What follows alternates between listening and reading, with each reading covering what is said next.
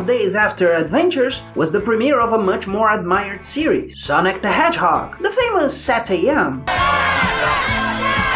which has a much heavier atmosphere, going a lot more for the war against robots. And I think it's worth noticing, both are exaggerations compared to the games at the time. In Adventures, the robots have more personality, but aren't a real threat. Here, not only are the robots a threat to most, even if not a lot for Sonic, your fellow Russian robot has already won. Remember when you had to free the animals? Here, if you're not hiding, you've already been caught. As said, the animation isn't wonderful, but I'd say slightly better than Adventures. Despite that, since that one is a comedy, being funny is more important. I'd say many moments here use the animation worse, be it with a character that nods side to side, becomes up and down, and doesn't get the idea across so well that he's accepting reluctantly.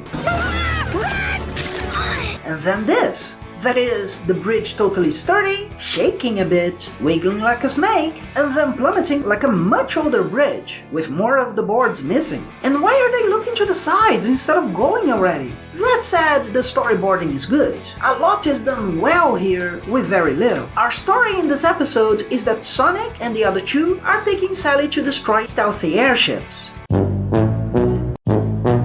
While she accesses the data, she finds a message from her father. My father called me Bean when I was little. So, she was roboticized and became the brain in the Mean Bean machine? After Antoine reveals their position by accident,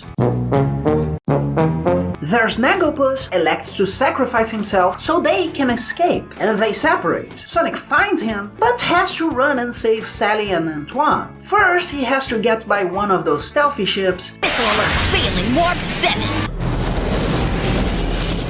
and it's destroyed in a good scene, but that could have been better if the animation were a bit faster. Wait, wasn't the ship stealthy? It looks quite visible. Meanwhile, in the Portuguese version, Essas naves de ataque! Naves de ataque. the message leads them to a prison in that swamp. Sonic meets them, but they fall in a trap after getting information from Yoda. I mean, an old computer. Does it work? And we see what Slimer looks like after reincarnating in Mobius. And how does Sonic defeat the Rancor? How did you know it was robotic? The hedgehog knows. Okay. I don't know how he'd know, but I think he didn't. Sonic just decided to kill the creature, and got lucky. But the more important part, the script isn't bad, but left the episode a bit, how could I say this, predictable for having seen something way similar. Look at the Stormtroopers. This episode borrows quite a bit from Star Wars. Robotnik here would be a much less interesting Darth Vader. They try to make him intimidating with the voice. Tell me, Snively, I wouldn't be so sure about that, old boy. Consider yourself terminated. But he seems too held back. He is more of a threat, but he doesn't seem to do more than launching jets. And we've seen Sonic destroy one with little difficulty. Their Obi-Wan can't be saved, and sacrificed himself so they could get away. But after a nanosecond of sadness, Sonic gets one of Eggman's cameras, which he has and controls somehow, and shows the ship's explosion and celebrates, saying it was for Obi Snagglepuss. No one seems to have much feeling for the guy's possible execution, except Sonic, who celebrates. I don't know, maybe he'll show up being roboticized, but I can't say they handled well the weight they've given it here. It's weird to say this, but the designs here don't look that good to me. The Stormtroopers work, of course, but it's the least inventive thing here. Their AT-STs seem to have legs, but not to use them. They're just big and slow. The ships are okay, if a bit over-detailed. The most threatening thing here is their version of Scratch.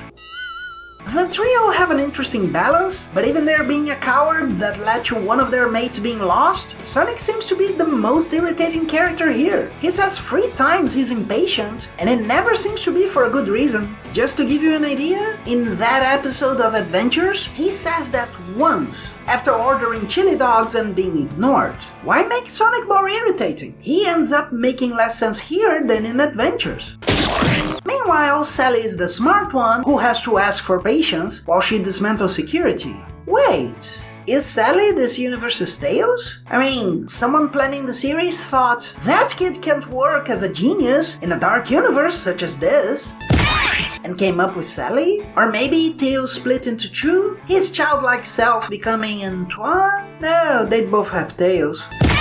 The episode isn't bad, but being similar to Star Wars didn't help. Luke doesn't have any blast processing, at least not until the end of The Last Jedi, but a princess finds information, including a map that leads to where she wanted to go, to destroy ships instead of a space station. This is after having a hand computer like Batman, but there it's more literal, and getting a message from her missing father to go to a swamp. It's executed and stitched together differently, but the set pieces are way too similar.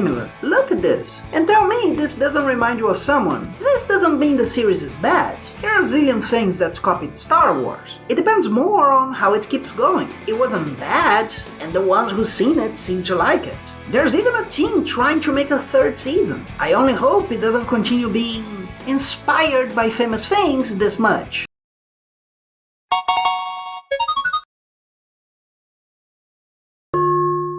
Please don't you forget to subscribe and hit the bell.